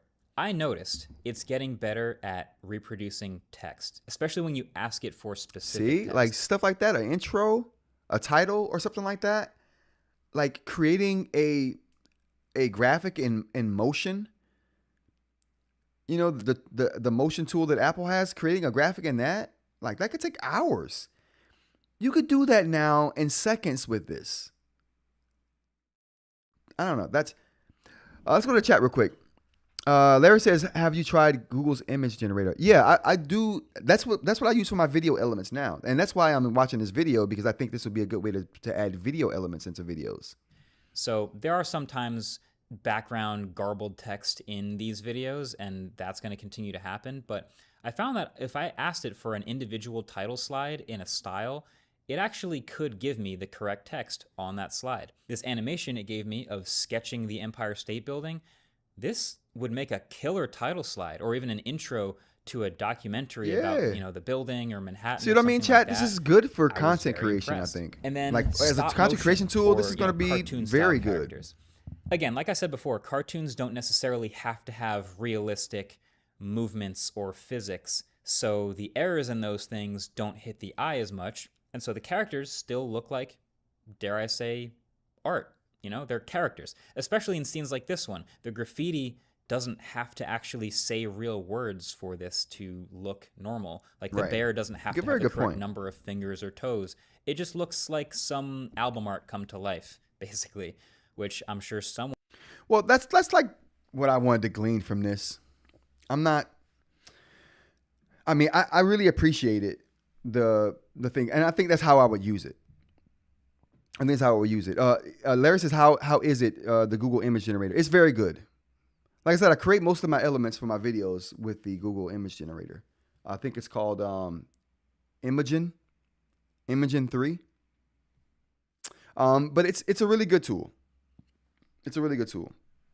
And I think I've kept everyone a bit longer today. So we hit the 2 hour mark, you guys.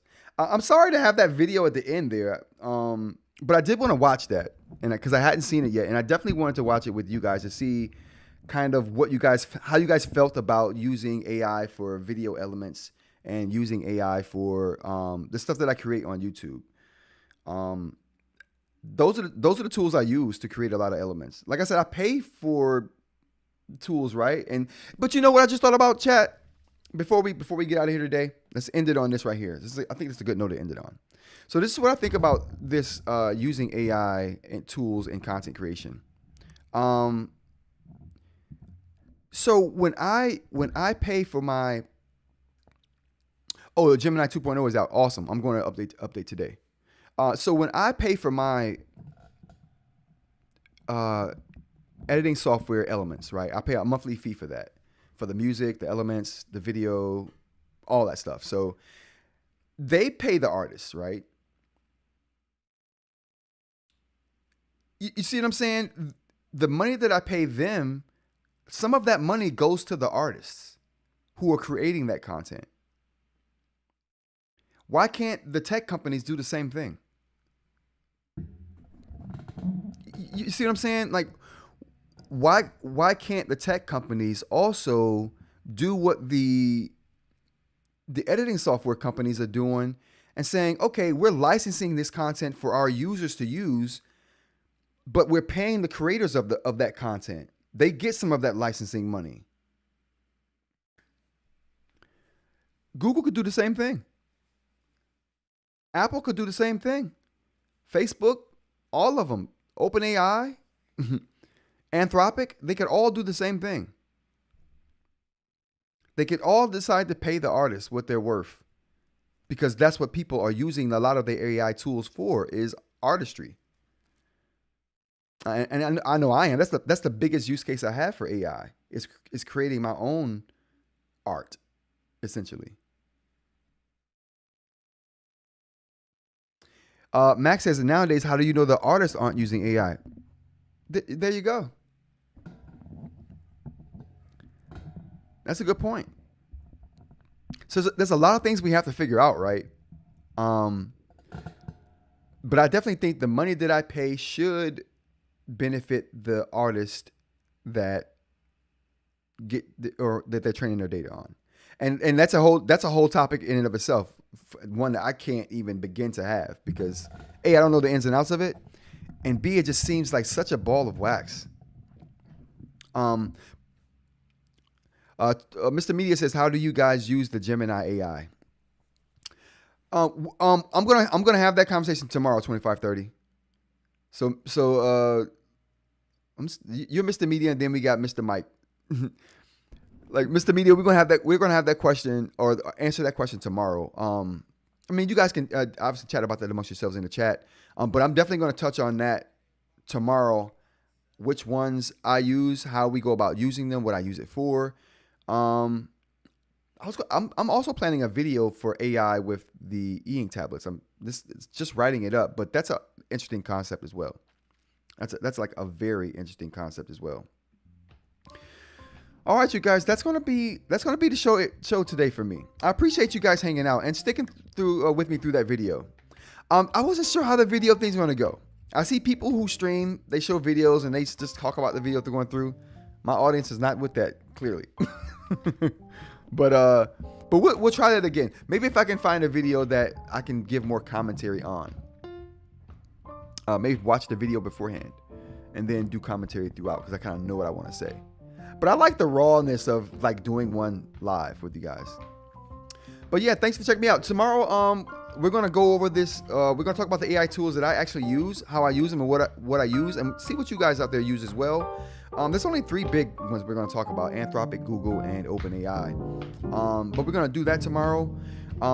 Yeah, so join us here 10 a.m. Monday through Friday. Thursday as well. Thursday evening. I'll mention it again. I'll make a post. But thanks everyone for joining me. I appreciate you. And till the next time, take care.